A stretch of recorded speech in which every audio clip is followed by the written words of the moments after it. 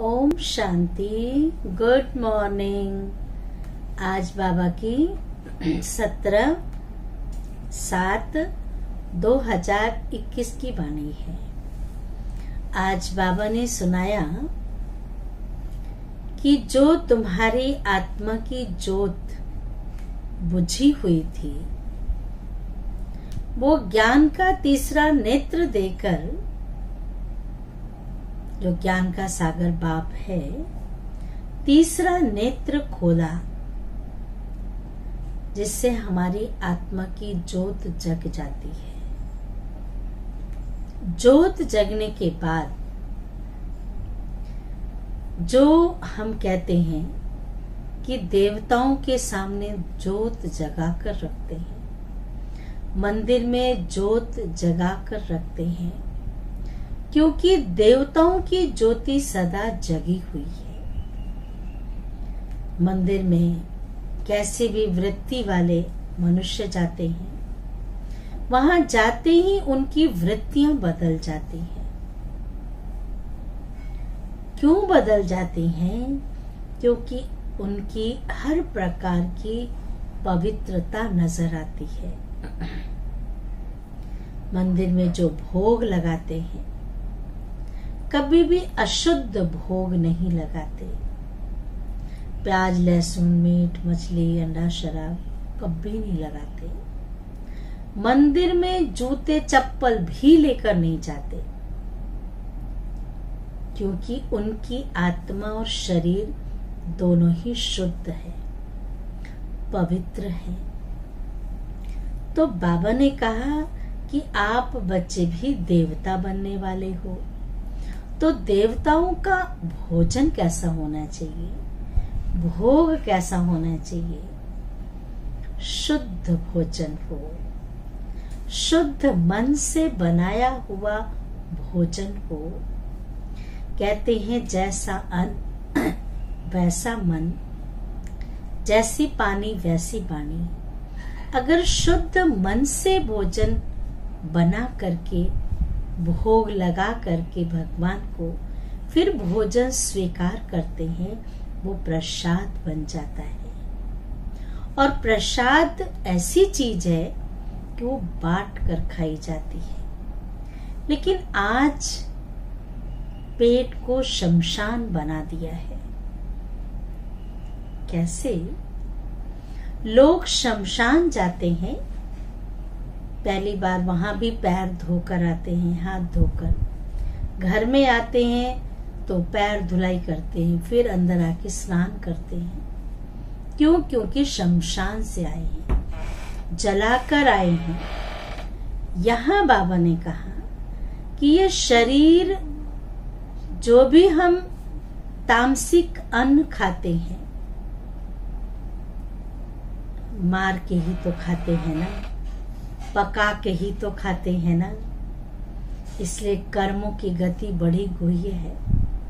कहते हैं मांस काटने वाला, मांस बेचने वाला, मांस खरीदने वाला, मांस पकाने वाला और मांस खाने वाला सब पाप के भागी हैं। और उसे हम पका करके खा लेते हैं। तो पेट को क्या बना दिया? शमशान बना दिया। शमशान जाने से लोग डरते हैं, ऐसी नौबत ना आए शमशान जाने की। आज जो हम शमशान बन के ही घूम रहे, एक एक जो तामसिक अन्न खा रहा है, उसका पेट क्या बन गया? शमशान ही तो बन गया ना। और जैसा अन्न वैसा मन। अगर हम ऐसी चीजों का सेवन करते हैं तो हमारी दृष्टि, वृत्ति तामसिक बन जाती है। क्यों कहते हैं योगियों का भोजन कंद मूल फल होता था? योगी तपस्वी जंगलों में तपस्या करते थे। क्यों घर बार छोड़ा? क्योंकि अन्न भी शुद्ध मिले, मन भी शुद्ध हो, वृत्ति भी किसी प्रकार से खराब ना हो। तो आपको तो देवता बनना है ना। देवता बनना अर्थात दैवी गुण धारण करना है। तो आसुरी वृत्तियों को खत्म कर देना है।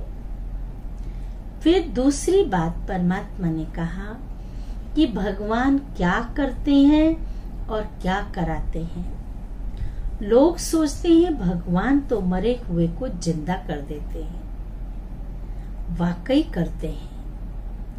आज मनुष्य आत्माएं जो शक्तिहीन हो जाती हैं, उनके जो सारे गुण शक्तियां वो डाउन हो जाता है, अर्थात मर जाता है, दब जाता है।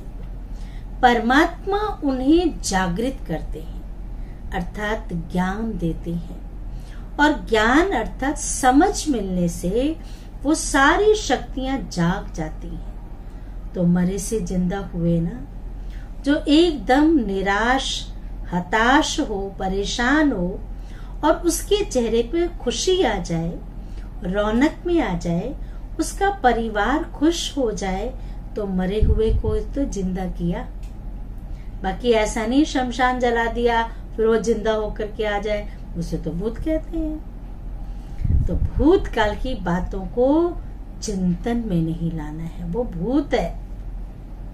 इसलिए परमात्मा ने कहा कि देवता बनना है तो दैवी गुण धारण करने हैं, खान पान भी शुद्ध रखना है और आत्मा की ज्योत सदा जगा कर रखना है। सुनते हैं बाबा की वाणी। मीठे बच्चे, ज्ञान सागर बाप तुम्हें ज्ञान का तीसरा नेत्र देने आए हैं। ज्ञान सागर बाप तुम्हें ज्ञान का तीसरा नेत्र देने आए हैं, जिससे आत्मा की ज्योति जग जाती है। प्रश्न है, बाप को करण करावनहार क्यों कहा गया है? बाप को करण करावनहार क्यों कहा गया है? वह क्या करते और क्या कराते हैं? इसका उत्तर है, बाबा कहते, मैं तुम बच्चों को मुरली सुनाने का कार्य करता हूँ। मुरली सुनाता हूँ, मंत्र देता, तुम्हें लायक बनाता और मुरली सुनाता, मंत्र देता मन मना भाव का, तुम्हें लायक बनाता और फिर तुम्हारे द्वारा स्वर्ग का उद्घाटन कराता हूँ। ये परमात्मा हमारे द्वारा कराते हैं। तुम पैगंबर बन सबको पैगाम देते हो। पैगंबर बन सबको पैगाम देते हो।